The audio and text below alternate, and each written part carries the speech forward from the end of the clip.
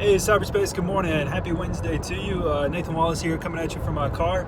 I just wanted to give my quick 2 cents as far as this idea or topic on distribution regulations from the federal government, regulating the cybersecurity of the distribution system by the federal government. I saw some colleagues post on this, and honestly, I don't think it's possible.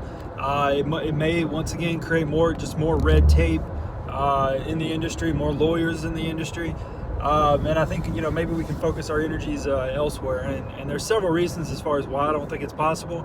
There's a lot of moving parts, a lot of cogs, and even if there is a law passed, it's just going to create more red tape, right? And I attended the IEEE Smart Grid cybersecurity workshop last year.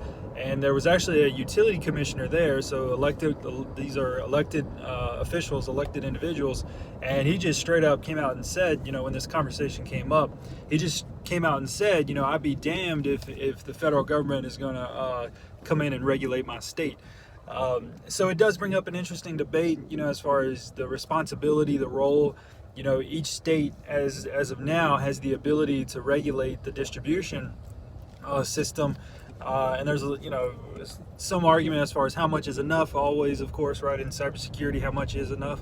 But once again, the federal government, and I guess this is a misconception for people who aren't in the industry, the bulk electric system, that is the focus of the federal government. And a couple years ago, there was a study that basically one utility commissioner did, and it was interesting because it was something like 70 to 80% of the actual cyber assets of the grid were completely out of scope of NERC CIP. So this does get into some of the distribution assets, really where the magic happens, right? Really where that power is being delivered, to industrial, commercial, and residential customers. That's where the magic happens, and yeah, a lot of states don't have regulations around that system, around the distribution system. So the federal government, right, only has the authority for bulk electric system, transmission, some sub-transmission, and then some generation assets. But like I said, it is interesting, and I'm sure we're going to come up with a solution sometime.